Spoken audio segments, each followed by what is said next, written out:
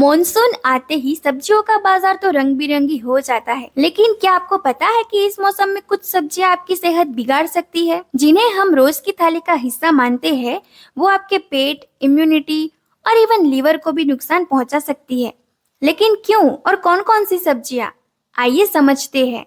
नमस्ते दोस्तों, मैं doctor Jinal Chaudhary self care cafe में आपका बहुत बहुत स्वागत करती हूँ, जहाँ हेल्थ मिलती है थोड़े से फन के साथ। आज की वीडियो में हम बात करेंगे मॉनसून में किन सब्जियों से बचना चाहिए और इनसे जुड़ी साइंटिफिक वजह, आयुर्वेदा और मॉडर्न साइंस का कनेक्शन। अब आप लोग बोलोगे सब्जियां खाने से तो मना कर रहे हो, तो हम खाए क्या? तो उसका सॉल्यूशन भी लास्ट में मिलेगा। तो लास्ट में सेफ और टेस्टी अल्टरनेटिव्स के बारे में भी हम बात करेंगे। तो चलिए शुरू करते हैं। आयुर्वेद के अनुसार वर्षा ऋतु यानी मॉनसून में पाचन अग्नि यानी कि डाइजेस्टिव जूसेस कम हो जाते हैं। इन शॉर्ट, हमारा जो डाइजेस्टिव सिस्टम है वो स्लो हो जाता है। इसलिए भारी और वातवर्धक चीजें खाने से परहेज करने की सलाह दी जाती है। पुराने जमाने में लोग इस मौसम में भीनी चीजें, मसालेदार खाना तो पसंद करते थे, पर सीजनल सब्जियां बहुत सोच समझ कर चुनते थे, क्योंकि मॉनसून में बारिश होती है, उसके बाद धूप निकलती है और इसके कारण वातावरण में ह्यूमिडिटी बढ़ती है, और ह्यूमिडिटी बैक्टीरिया और फंगस यानी फूग के ग्रोथ के लिए परफेक्ट वेदर है। और कुछ सब्जियां ऐसी होती है जिनकी रचना ही ऐसी होती है कि हम चाह के भी उसको ठीक साफ नहीं कर पाते। और बारिश के मौसम में हमें तरह तरह के कीड़े मकोड़े देखने को मिलते हैं, वो सब्जियों के अंदर घुसे रहते हैं। और दूसरा, सब्जियों पर डाली जाने वाली पेस्टिसाइड्स वो भी असरकारक हो सकती है, क्योंकि मॉनसून में ज्यादा कीड़े मकोड़े रहते हैं और उसके कारण दवाइयों का उपयोग भी बढ़ जाता है। और ह्यूमिडिटी फंगस और बैक्टीरिया को बहुत अच्छा एनवायरनमेंट देती है, ताकि वो सब्जियों में अच्छे से ग्रो कर सके। तो चलो अब बात करते हैं कौन कौन सी सब्जी नहीं खाना चाहिए और क्यों नहीं खाना चाहिए। तो सबसे पहले आती है ग्रीन लीफी वेजिटेबल्स, मतलब हरी सब्जियां, जैसे कि पालक, मेथी, धनिया। क्यों नहीं खाना चाहिए? तो हाई ह्यूमिडिटी और गीली मिट्टी में उगने वाली पत्तेदार सब्जियों के ऊपर गंदा पानी और मिट्टी लग सकती है, और उससे फंगस और बैक्टीरिया के लिए ब्रीडिंग ग्राउंड वो बन सकती है। इसलिए WHO कहता है कि इम्प्रॉपरली वॉश्ड लीफी ग्रीन से ई कोलाई और साल्मोनेला जैसे संक्रमण हो सकते हैं। इसलिए बारिश के मौसम में हरी सब्जियां इग्नोर करना ही बेहतर है, क्योंकि उसके वजह से फूड पॉइजनिंग, डायरिया और स्किन रिएक्शंस जैसी तकलीफें हो सकती है। दूसरे नंबर पर आती है फूल गोभी, कॉलीफ्लावर। मॉनसून में फूल गोभी की परतों में मॉइस्चर फंसता है, क्योंकि आप खुद ही देख सकते हैं उसकी रचना ऐसी है कि ह्यूमिडिटी वाले वेदर में फूग और बैक्टीरिया के लिए तो बहुत अच्छी जगह रहती होगी। और आपने देखा भी होगा, कॉलीफ्लावर के अंदर से ही बहुत सारे कीड़े निकलते हैं और उसमें पैरासाइटिक इन्फेक्शन का रिस्क भी बढ़ जाता है। एक स्टडी के अनुसार फूल गोभी के सैंपल्स के अंदर 60% तक कीड़े पाए गए हैं, और अगर आपने ऐसी फूल गोभी खा ली तो पेट दर्द, पैरासाइटिक इन्फेक्शन और एलर्जिक रिएक्शन हो सकते हैं। वैसे तो नहीं ही खानी चाहिए, पर आपको खानी ही है तो उसको हल्का उबाल कर और डीप क्लीन करके ही खाएं। तीसरे नंबर पे आती है पत्ता गोभी, कैबेज। पत्ता गोभी की भी रचना ऐसी होती है।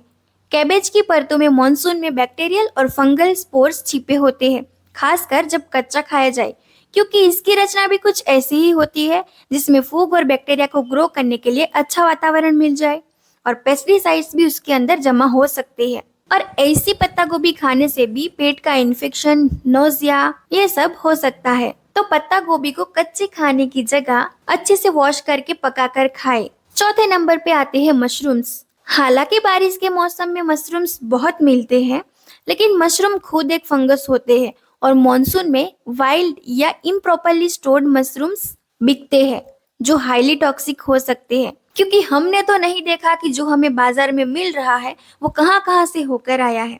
और अगर आपने ऐसे मशरूम्स खा लिए तो पेट में गड़बड़ी और वॉमिटिंग हो सकती है।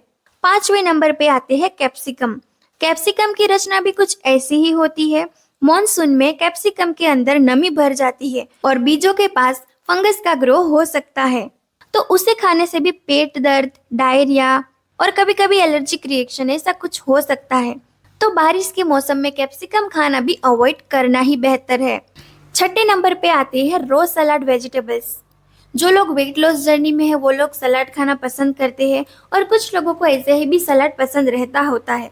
तो रो वेजिटेबल्स जल्दी इन्फेक्शन कैरी करती है, खासकर मॉनसून में जब पानी गंदा होता है और वेदर में मॉइस्चर होता है। एक माइक्रोबायोलॉजिकल स्टडी में पाया गया कि मॉनसून में टमाटर और ककड़ी में बैक्टीरियल बायोफिल्म डेवलप हो सकता है और उसके कारण गैस्ट्रोएंटराइटिस, लूज मोशंस और बैक्टीरियल इन्फेक्शंस हो सकते हैं। तो रो सलाद की जगह लाइटली स्टीम्ड या बॉइल्ड वेजिटेबल्स ही ले। तो दोस्तों, मॉनसून का मौसम जितना खूबसूरत होता है उतना ही ट्रिकी भी हो सकता है, पर अगर हम थोड़ी सी सावधानी बरतें तो इन्फेक्शन और फूड पॉइजनिंग से बच सकते हैं। अब आप बोलोगे इतना कुछ खाने से तो आपने मना कर दिया, तो हम खाए क्या? तो चलो अब बात कर लेते हैं कुछ हेल्दी अल्टरनेटिव्स की। तो बारिश के मौसम में आप खा सकते हैं लौकी, टिंडे, तोरई। वो इजीली डाइजेस्टेबल होती है और इन्फेक्शन का रिस्क भी कम रहता है। मॉनसून के दौरान आप आलू खा सकते हैं, अच्छी तरह धो के पकाकर खा सकते हैं। मॉनसून के अंदर स्प्राउटेड मूंग्स खा सकते हैं। सारी दाल आप अच्छे से पकाकर खा सकते हैं, जैसे कि तुअर दाल हो गई, मूंग दाल हो गई, चने की दाल हो गई। ये सब दाल आप अच्छे से कुक करके ले सकते हैं। इसीलिए तो मॉनसून को दालों का सीजन भी कहते हैं। तो आप मॉनसून में कौन सी सब्जियां अवॉइड करते हैं? क्या आपके घर में भी कोई स्पेशल टिप है इस मौसम की किचन केयर के लिए? नीचे कमेंट करके जरूर बताना।